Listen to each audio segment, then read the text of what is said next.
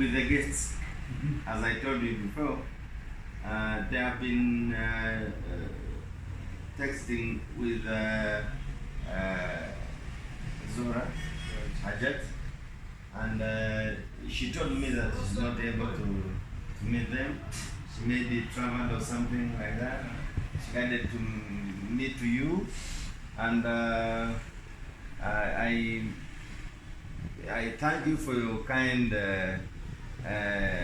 communication. Actually, it's not easy to find someone who can reply, but it was very fantastic and it's necessary. Yeah. And we have our guests from Bahrain. Yeah, we have Dr. Muhammad Bahaj. We have Dr. Dunia. They are coming here, academicians also, and researchers. They have a big project which can be shared, not only to us, but the whole world. So this is a good opportunity. We apologize that we have 30 minutes late, but I texted you that we are a little bit in a jam, you know, at these hours. Sometimes it's very difficult to move. So doctor is there, are there as our guests here. So we can have kind of. I should ask them to introduce themselves. Yes, thanks a lot, Prophet Simon. My name is Mohammed Haji, and me and Dr. Dunya is also my wife. We are socio-economists.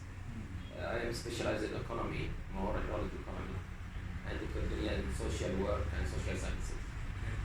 We established a concept called inspiration economy. It's one of our early books in 2015. We written a handbook of inspiration economy and inspiring governments. And since then we've been doing lots of work under what we call an international inspiration economy project. Under this project we target two issues, mainly solve problems in different communities and so on, showing how much we can utilize inspiration currency instead of financial currency to solve problems within the communities throughout the world.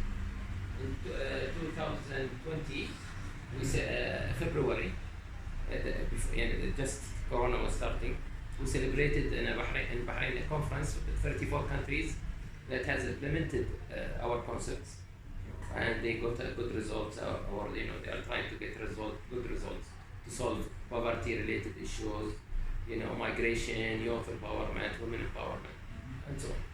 And since then, we also started, since 2015, to prepare for our academic programs that we are pushing towards PhD, master, and postgraduate diploma. And this is the second purpose of our visit. So our visit has two purposes: to see whose partners we can collaborate with, to work with projects and so on. Variety of projects, because we work in different, we are multidisciplinary, the concept itself. And the other issue is that whether we can collaborate with other partners that we can establish within the postgraduate program and to be accredited from higher education. Already we got accredited from different universities, and we got accredited from one country from higher education, which is Sudan, also recently, and they are starting next semester. So this is where, what is the purpose of the main purpose of this? I'm not sure. Yeah, I think we covered everything, and also we have our academic journals that we welcome institutions like you to publish and it's multidisciplinary journal, where we like that success story that we use inspiration economy concepts can be published in. And once we've heard about your institutions, that you are really doing, like, you are having impact in your society. Sorry for being slow because I'm having notes. We got the flu from, we were in Ethiopia. So a change of weather. Bahrain is 49, 50, and in Ethiopia when we arrived, Addis Ababa was 5. 5 degrees. Total change of weather. That will bring on health problems. Yeah. Right?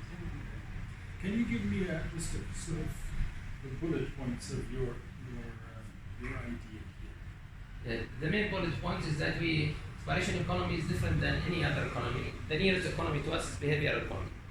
I'm sure maybe you heard about behavioral economy and behavioral sciences. Behavioral economics, they work on manipulating decisions of people in order to bring better results. in inspiration economy, we work on changing the mindsets through finding opportunities inside problems. So instead of targeting the capital economy, try to solve problems. We look at problems as an opportunities. That's number one. Number two is that our formula, the main formula, is not supply versus demand like we are used to, but capacity versus demand. We find what are the capacities within the community that we can raise so that we can meet the demands. By this, we can solve lots of problems. And even in the hospitality industries, we can solve, since you are working in the hospitality industry, I think, mainly this is your main target. Yeah, hospitality, yes. tourism. So we can bring lots of solutions for different approaches, whether it is for improving the services, whether improving the community, needs and so on. This is maybe the best, short thing for it. So even though we focus on socio-economic problems, but we work with different industries, including healthcare-related issues and, as I said, hospitality. And for example, in Bahrain we're starting now, we call it dining in the dark. The blind people, they are going to serve the food and collaboration with hotels. And it is like events, we do it. It's controlled by the blind people. So they are, in the darkness, they are the one who can see, and we are, the normal people will be like the blind people. So the event itself has brought many interests for both, to show us also our weaknesses and how much we should know about the uncertainties in life and so on, which we have for COVID. At the same time, we are producing a new brand for the blind people so that they can work, on such business and so on. You said this has been accredited in Sudan? Sudan. We are also in Slovenia and Malta. We're targeting, frankly, now, developing communities. Bosnia, Slovenia. Slovenia is we established our office in Slovenia, by the way. And intentionally, not in Bahrain, for example, even though we are from Bahrain. Because it's a collection of many scientists, as a consortium of many scientists around the world. We wanted it to be, not in our country only. We haven't. I'm just wondering if it would be possible to get an idea more of the syllabus and. Yes, I think the letter, I'm not sure if he sent you, the letter will put links. I'm not sure if we got the letter, we put links for all our programs, and it's available in ResearchGate. The program I uploaded in ResearchGate. Besides our website. Master and PhD and higher diploma. I've taught in southern Sudan, of course, but Uganda and now here. So the syllabus that has already been approved by the has been looked at from an African perspective and approved here, I think would be something that we would look at. Yes. I have to confess that our accreditation board here is called HEC. Yes. No, Higher Education Council. But I don't think it's more tougher than Sudan. Maybe, I don't know. I met the principal of the National University. Right. He said that we trust Sudan because they are tougher than us. So, Yeah. That's why I would like to see something Yes. that has been accredited. It took us about 1.5 years to get accredited.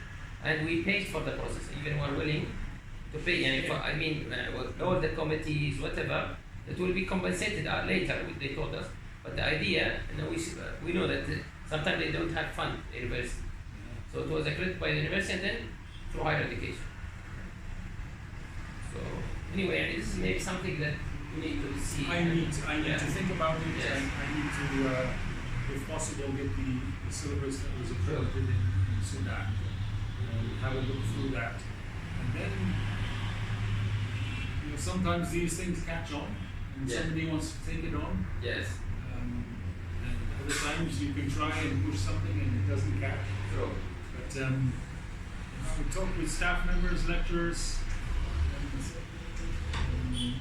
and with the resources, I guess, that you sent in your email.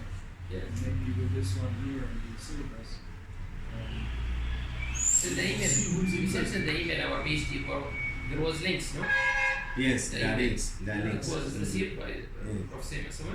Yeah, but it's on PDF maybe. Video, but he can. Yeah, you can include that. But I'll send you again tonight. That's what we appreciate. Thank you. No, I can't promise anything, but I'm always willing to look at ideas that are outside the box of normal academia. True. That is, that's where solutions more often come from. You will be 100% aware that this Western education isn't solving problems in Africa. That's what why we're focusing on Africa. Most of our projects actually around Africa, Mauritania, Ghana, Morocco. These countries are where we are working mostly. Sudan. For that we are keen, and that's why with the Ethiopia and here, we believe Rwanda have a potential because it has the English language.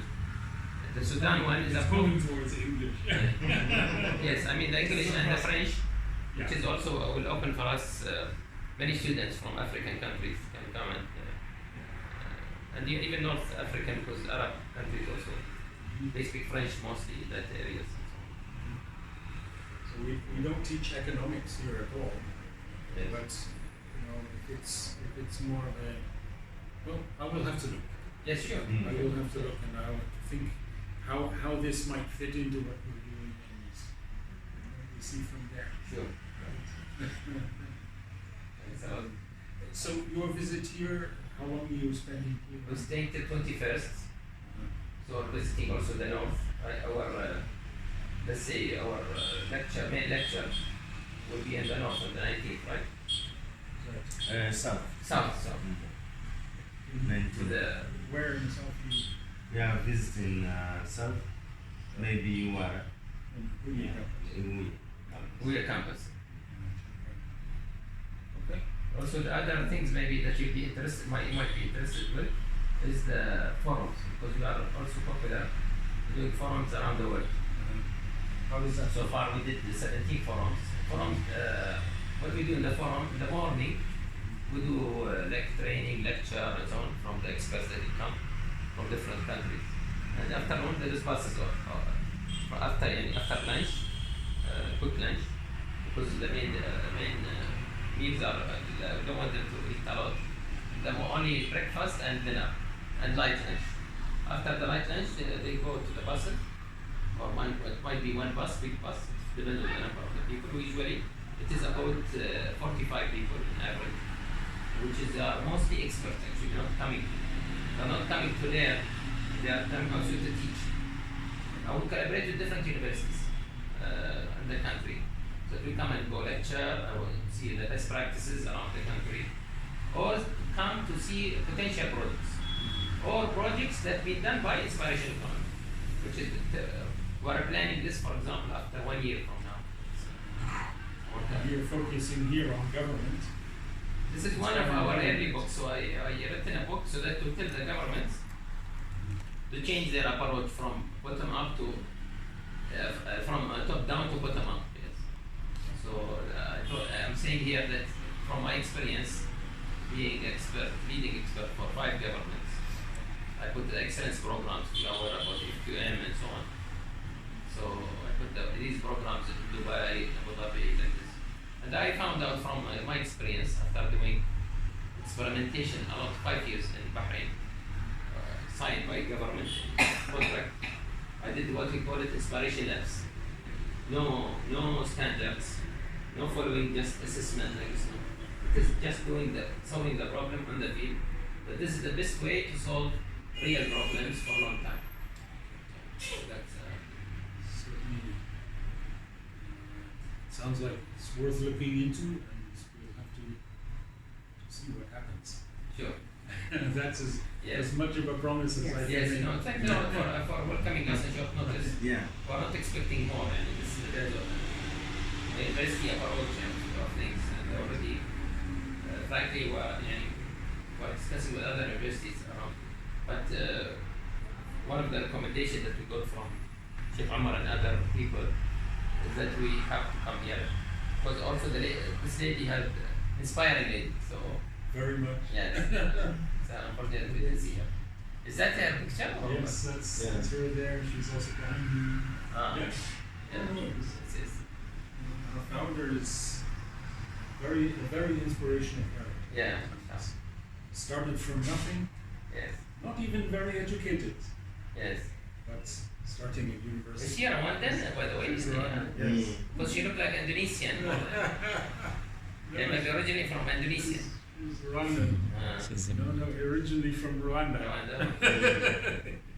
I think you know her up in Yeah, I know the her. office. I know her very well. She's very well known, Yeah. all through government circles, all through business circles. Yes, that's what we have. So everybody recommended that we see. And you're seeing us in the last few weeks of being on this campus here. We will be moving up to Rebello. Yeah. We built a very, very big I will show them. campus. I will show them the building. Right. I know where it is. It's only the first of many buildings. Yes. We're having a very, very significant campus. Yeah, yeah. So this university is it's a university or college? University. University. And you have master also program? The master's has not been accredited. There's the master's in hospitality. We're trying for 2 years to get through. Heck makes lots of things you have to jump Yeah. to try and get, and then COVID came and everything stopped. Now we're trying once again Yeah. to get things going again. So it's not easy. That's But life. I mean, this is addressing a clear nation. We are, as part of inspiration economy, it's all about observation. And we are expert in observing. It's being now for a few days in this country, because there is a good niche for addressing, because staff, people still are not well trained to proper hospitality and so on. So that's Yes. There's many areas that Rwanda will welcome yes. for improving. And once again, to think that these Western countries are going to solve all the problems of Africa is not the way it goes. Yes. The solutions will come From from inside. down below. From within. Yeah. And Rwandans are showing that here, creating their own solutions. This is a country where 28 years ago people were killing each other with pangas. Yes. Right? And look at it today. Yes. This is astonishing. No. And I think any thinking person should be looking at Rwanda and saying, what can we learn from this? Yes. How can we take this to other places? And I think taking ideas like you're suggesting. And says Professor Max, one of our the inspiration economy, under it 5 types of intrinsic economies. We focus on intrinsic based solutions, not extrinsic, like same what you are saying. So under inspiration, there is also resilience economy. I was telling him when he taken us to the museum first day, genocide. I thought this is what we are talking about in resilience economy, which is very hard to implement, but if you implement it one time, you create model from it, you see how much it gives you a return. And we don't need more example than today conflicts. How much we are, everybody is suffering because of selfishness of all the parties. And then also we have the youth economy, which utilize the spirit and the energy if you want to solve community problem.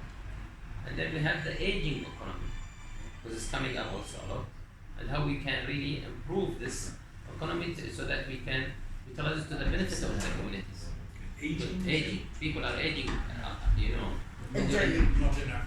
Yeah, but I mean, No, every but- time it will come. Now, within No, it's 35 coming. years, even in Arab world, we used to say like this.